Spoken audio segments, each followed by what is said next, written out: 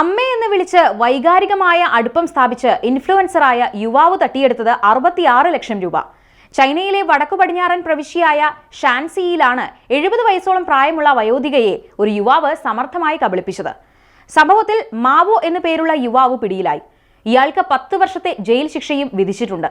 ഇയാൾ അവിവാഹിതയായ ടാങ് എന്ന വയോധികയോട് വൈകാരികമായ അടുപ്പം സ്ഥാപിച്ച് സ്നേഹവും വിശ്വാസവും ആർജിച്ച ശേഷം പണം കടം ചോദിക്കുകയായിരുന്നു. സംശയം തോന്നാതിരിക്കാനും ബന്ധമുറപ്പിക്കാനും മാവോ ടാങ്ങിനെ ഇടയ്ക്കിടയ്ക്ക് സന്ദർശിക്കുമായിരുന്നു.